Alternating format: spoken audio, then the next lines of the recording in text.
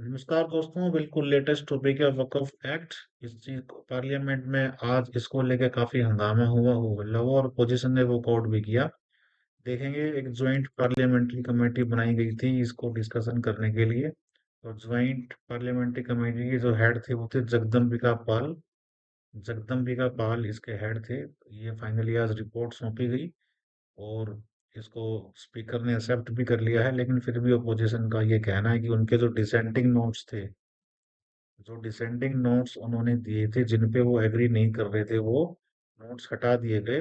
तो ऐसा क्यों किया गया? This is totally unconstitutional and undemocratic. Finally Amit Shah ji जो होम मिनिस्टर हैं उन्होंने कहा स्पीकर ओम बिरला जी को कि जो भी पार्लियामेंट्री मैनर है उसमें डिसेंटिंग नोट्स को भी इंक्लूड कर लिया जाए। तो खैर, ये तो पार्लियामेंट के अंदर की बात है। हम इस एक्ट के अंदर मेन क्रक्स को देखेंगे कि इसमें है क्या जो इतना कंट्रोवर्सी, इतना बवाल क्यों मचा हुआ है इसके ऊपर। तो सबसे पहले हम जानेंगे वक़्फ़ का मतलब क्या है। आप क्लियरली यहाँ पे देख सकते हैं वक़्फ़। वक़्फ़ एक तरह का दान है, अनुदान है, एक गिफ्ट कह सकते हैं, जो कि डोनेशन कह सकते हो, गिफ्ट कह सकते हो। जब कोई भी शख्स, ये क्योंकि मुस्लिम प्रॉपर्टी है तो हम मुस्लिम एंगल से ही बात करेंगे। जब कोई मुस्लिम अपनी किसी प्रॉपर्टी को जिसका कि वो ओनर है दान कर दे पब्लिक पर्पस के लिए, आम जनता के इस्तेमाल के लिए, तो हम उस प्रॉपर्टी को वक़्फ़ बोल देते हैं। और ये वक़्फ़ प्रॉपर्टी एक बार अगर डिक्लेयर हो जाए ये वक़्फ़, तो इसका ये मतलब होता है कि that property has been vested in God, यानी अब उस प्रॉपर्टी का मालिक कौन है? अब उस प्रॉपर्टी का मालिक भगवान यानी अल्लाह को मान लिया जाता है। तो अब एक बार प्रॉपर्टी अल्लाह की होगी तो अब वो प्रॉपर्टी कभी आगे बिकेगी नहीं, कोई उसका ट्रांसफर, कोई सेल नहीं हो सकता। तो देखते हैं, waqf means a property donated for religious, charitable और प्राइवेट पर्पस, यानी प्राइवेट पर्पस के लिए भी आप डोनेट कर सकते हैं। Once designated as waqf, the property is deemed to belong to God and making it status irreversible, यानी अब दोबारा से इसको वापस ओनर भी इसको नहीं पा सकता एक बार डोनेट करने के बाद। नो प्राइवेट ओनरशिप, इसकी कोई वक्फ प्रॉपर्टी की कोई प्राइवेट ओनरशिप नहीं होती। And it can not be transferred by sale, इस प्रॉपर्टी को बाई सेल आप ट्रांसफर नहीं कर सकते। तो चलते हैं अपनी नेक्स्ट स्लाइड पे इसी के साथ।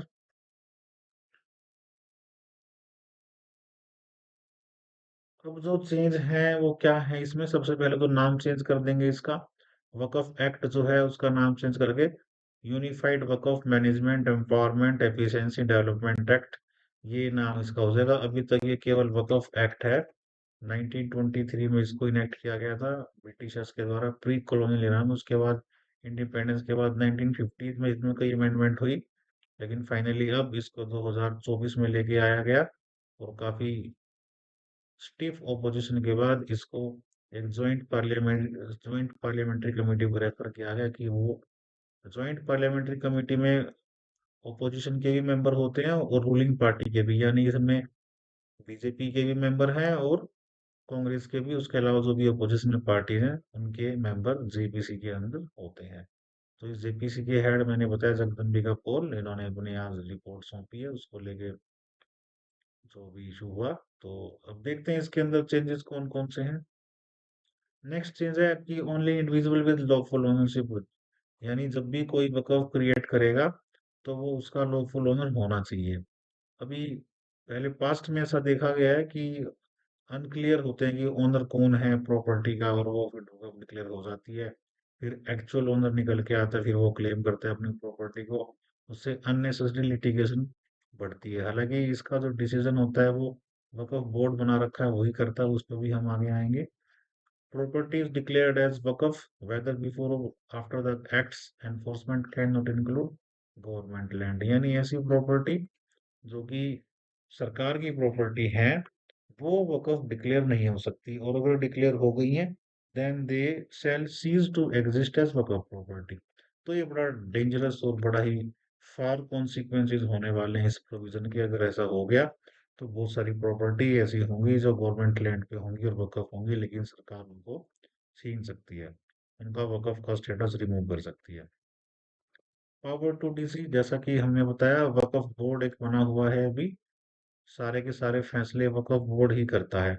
और अगर वक्फ बोर्ड के फैसले से किसी को आपत्ति है, किसी को प्रॉब्लम है, तो एक वक्फ ट्रिब्यूनल बना हुआ है।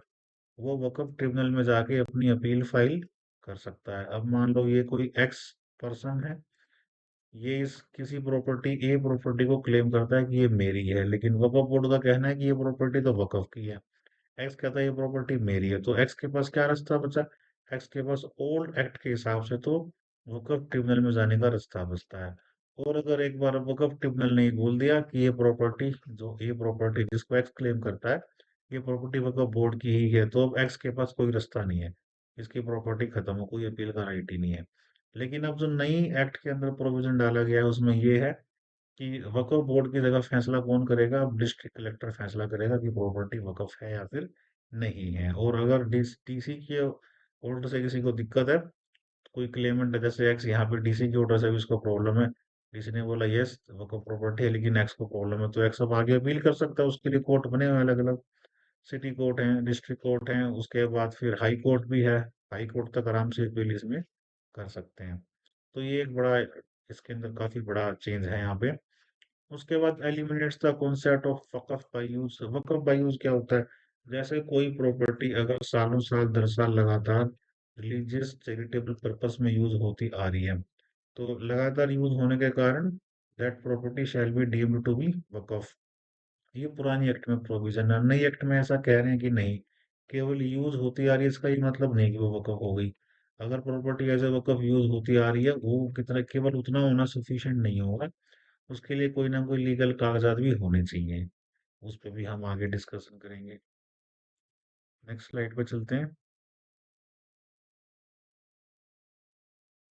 तो ये कहता है कि एक वक़्फ़नामा होना चाहिए, यानी एक तरह का लीगल डॉक्यूमेंट कागज होने चाहिए, जिसको वक़्फ़ डीड बोलेंगे। जब तक वक़्फ़ डीड नहीं है, तब तक उस प्रॉपर्टी को वक़्फ़ नहीं माना जाएगा। ये नई एक्ट के अंडर प्रोविजन है।